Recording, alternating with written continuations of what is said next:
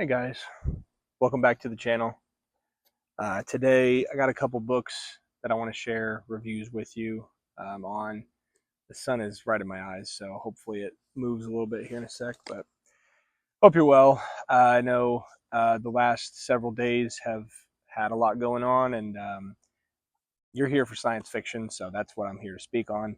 But just wanted to tell you, hug your loved ones, tell them you love them. Yeah.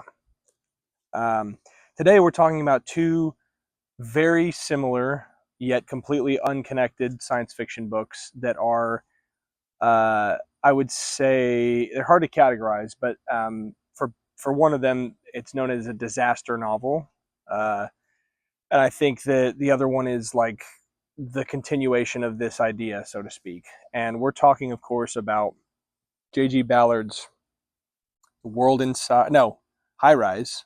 Excuse me. J.G. Ballard's High Rise and Robert Silverberg's The World Inside. These are the two copies I read. I read this one quite some time ago, and then this one I read with my friend Luke maybe a month or two ago now. Finally getting around to doing this review, which I thought it'd be cool to talk about these two in the same video, because they're, as I said, their ideas I think can be they're very similar, but they're not linked in any way, from what I understand. Silverberg published this book in 1971, I believe, uh, after some short stories that were similar in 1970, and then Ballard published this in 1975. So around the same time, really right in that prime, I believe, new wave era of lots of real bizarre, interesting ideas of science fiction coming out. And I would actually call these maybe social science fiction with some real darkness to them. I think I'm going to try to kind of talk about them each separately a little bit, but just this is meant to be kind of a study of both of them at the same time. So bear with me. If you've read one and you haven't read the other, I don't know exactly how to prep you for spoilers, but I won't. I'll try not to talk too in depth about the plots if you're looking forward to reading either of these. But to set these two up, High Rise by J.G. Ballard is set in kind of modern day. What is modern day? It's kind of, I believe, in the 70s. So think about it that way. Uh, it is a giant, as the title would suggest, high rise that contains 2,000 people, packed into a very large apartment building, and it essentially studies the story itself studies the social um, descent uh, into what happens when 2,000 people live on, essentially stacked on top of each other like sardines, and we just watch it devolve into, you know, I think some people would say that they don't like the unrealistic aspects of this novel, because you have to suspend your disbelief, I think, a little bit. But I almost kind of like that, because it's sort of an experiment that Ballard's running, a metaphor that he wants you to explore and gather your own conclusions about. This novel mainly follows just a couple of characters. The World Inside, however, follows a few more. Kind of, I don't know, maybe 5 or 6 characters that we hop back and forth between in The World Inside, which, transitioning to this one, just to set it up, it is a little more far future, but a very similar premise, where we have in the year 2023, like 50, I think, we're looking at these things called urban monads, I believe, and they Urbmon. Sorry, I was close.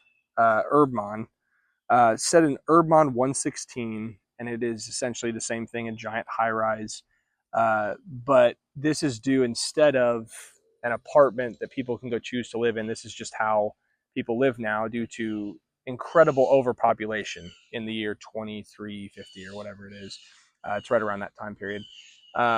75 billion ish people live around on Earth at this time, but people in the building aren't aware that the world is overpopulated and that they're not living in what we would deem to be a normal society.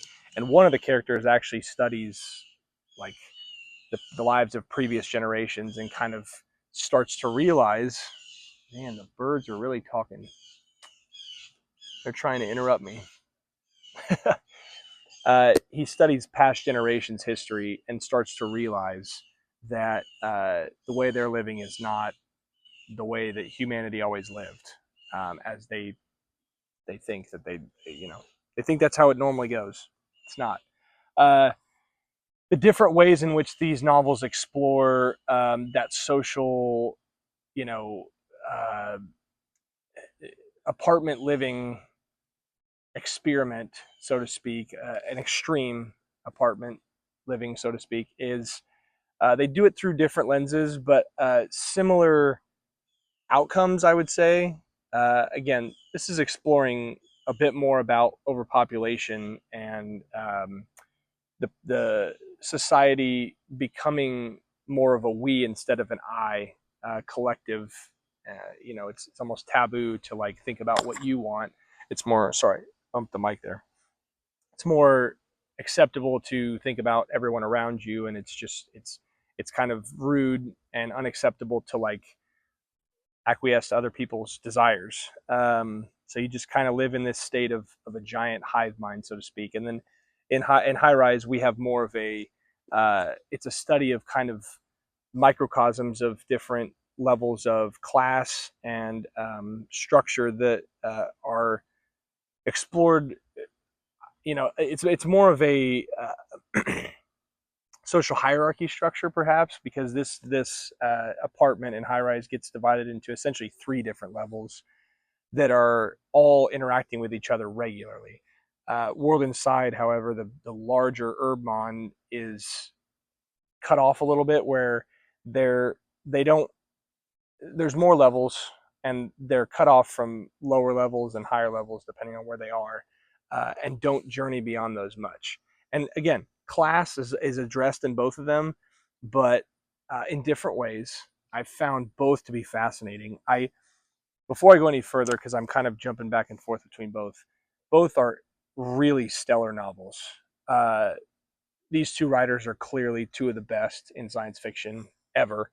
Um, the only J.G. Ballard I've ever read that I have more that I want to get to by him.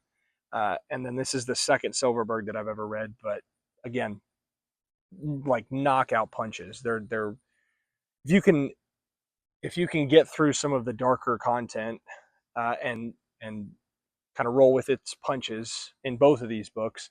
High Rise being more on the violent side, and World Inside, I would say, being more on the like sexually promiscuous side.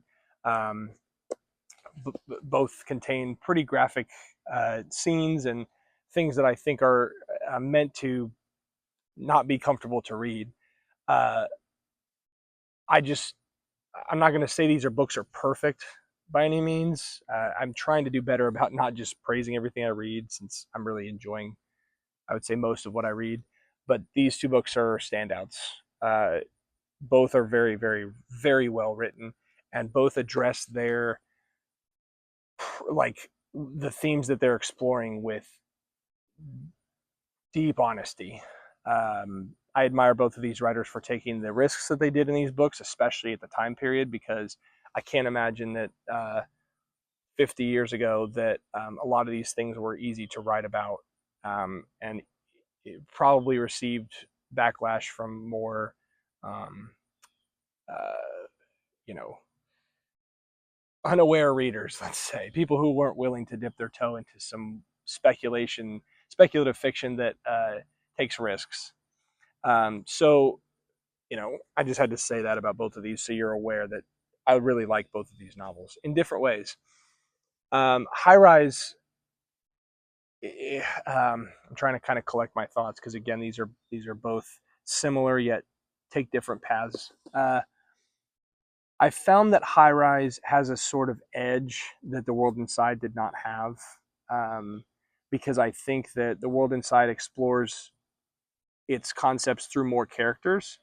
To get more specific, we follow, as I said, like we follow at one point a wife, and mind you, these people in this book have children very young. They become parents in their teens, um, and grow up faster. And it's holy. It's almost religious and holy to have children. So that's what they're encouraged to do.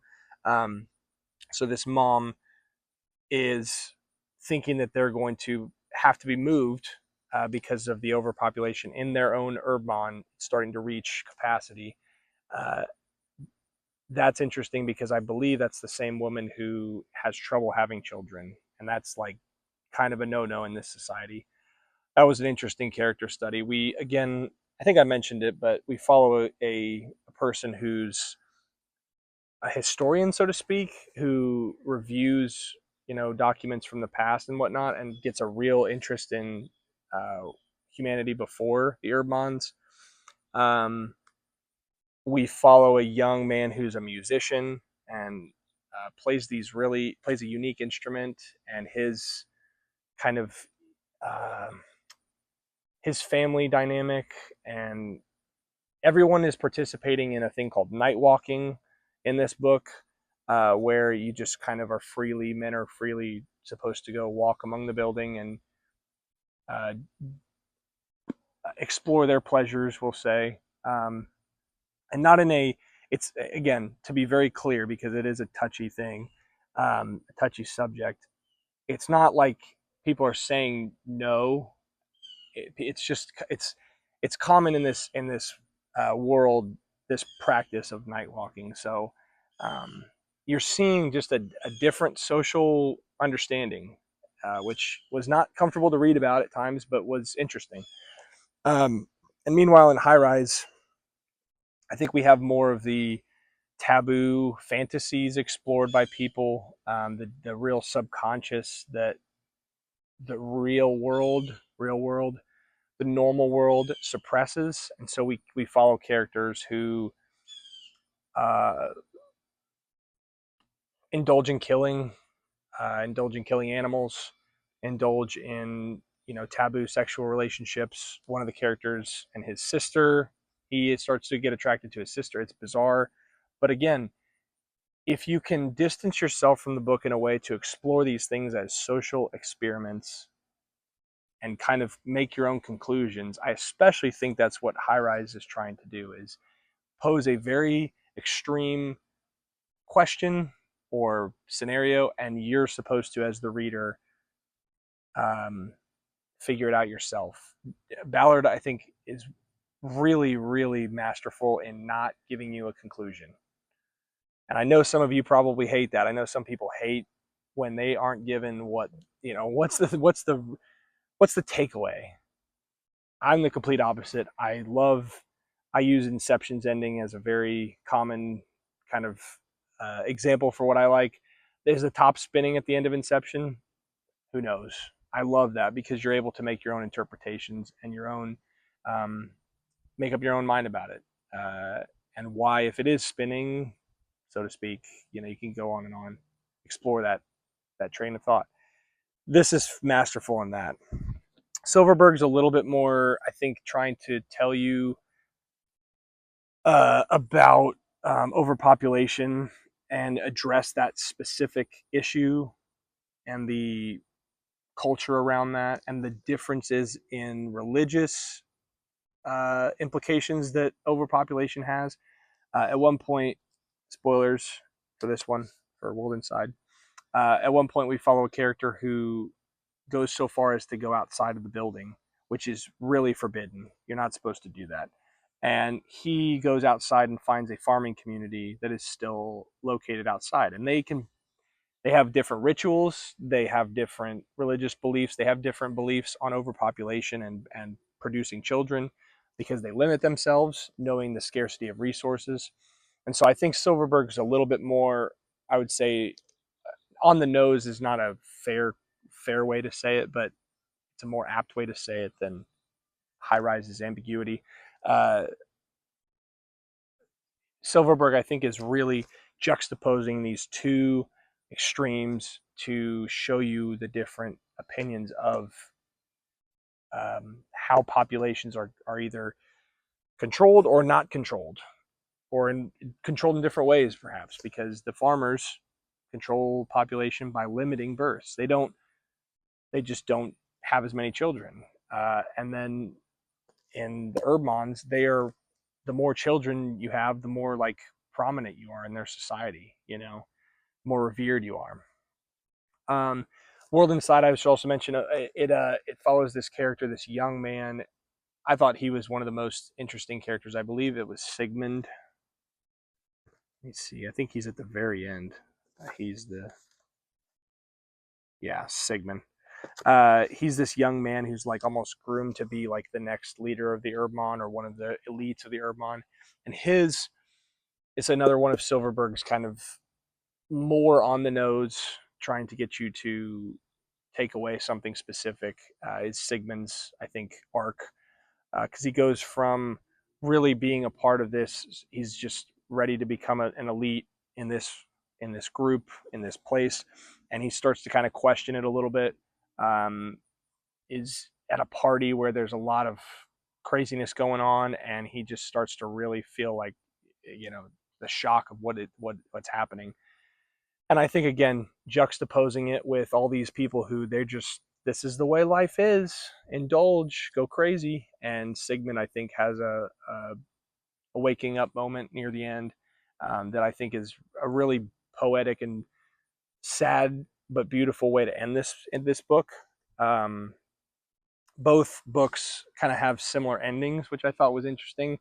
And you can probably maybe not guess it on the nose, but you can make your assumptions as to how a book like this would end, because it's just a feeding frenzy. It starts small in each of these, but it's a feeding frenzy, and it gets out of hand. And High Rise is more of an explosive novel. uh, World Inside is a more slow burn, um, study, social study, but both take massive swings and hit it out of the park for what they're trying to do. I, again, warn you, if you're going to read these, they're pretty graphic, but they're very well written, and I implore you to read these if you're into social science, if you're into science fiction, if you are into, human beings uh, being put into, or choosing to put themselves into situations that are outside of our norm, and just see how it plays out. Because I don't know, that kind of stuff, the psychology of that kind of stuff fascinates me. It always has. Um, and that's why I like these kind of novels. These real deep thinking science fiction pieces are much more, or that's the stuff I'm after. Uh, a lot of times they can get weird, like in the psychedelic-y weird stuff, and that stuff's great. I love that stuff too. But when they take a real firm approach into studying, um, it's a microcosm of humanity and psychological behavior. That's so interesting to me, and I will never get enough of it. So I think a book I'm planning on reading at some point when I'm ready to dive into it, because it's a big book, is Stand on Zanzibar by John Brunner, which I believe is an overpopulation novel. Um, and yeah, I don't know how long I've been talking, but I feel like you have a pretty good idea about both of these. I hope you enjoyed the reviews. I didn't go into as much detail into High Rise. I feel like it's been a little bit longer since I read it, but the various characters and their actions, I thought were, I read a few pieces after finishing the book that talked about the frustrations with, you don't like any of the characters, and I think Ballard is so much more uh, hopeless when it comes to writing his characters. Like, they are not easy to root for, um, but that's part of, I think, what he's trying to convey a little bit, is humanity kind of sucks. Um, we are, yeah, left to our own devices. The Lord of the Flies kind of study is, left to our own devices, we're kind of bad. Uh, Many of us are. And then The World Inside just takes a more, I think, like a finesse approach to that. I use the word explosive for this. I would use the word finesse for this. But yeah, I don't want to keep belaboring the points. Silverberg is fantastic. I cannot wait to read more of him. Let me know down below what your favorite Silverberg is. I would love to know more about what people love from him. I have a lot of his books in my collection. So, A Time of Changes is something that I'm kind of eager to read. I think Jack over at Sci-Fi Finds read Recalled to Life, I want to say, a while back, and he wasn't over the moon about it. So, those are just a couple that I can think of it come to mind. But yeah, give me your thoughts on Silverberg. And then as well as J.G. Ballard. This was book 20, maybe, of my 25 book challenge that I did last year. And I'm finally almost finished reviewing all of them. And I might do another challenge. So maybe another Ballard has to make its way in there. So tell me what you like from Ballard. I have, I think, only The Voices in Time, which is a short story collection from him. Um, I've heard plenty about Crash. I don't know if I'm ready to dive into something like that. Uh, but Drowned World, Crystal World, like those kind of things sound really interesting to me. So give me your thoughts on those. Appreciate you watching as always. And as I said at the beginning of the video, hug your loved ones. Just stay safe. And I appreciate you all for watching my videos. It means a lot. So I'll see you in the next one. Thank you.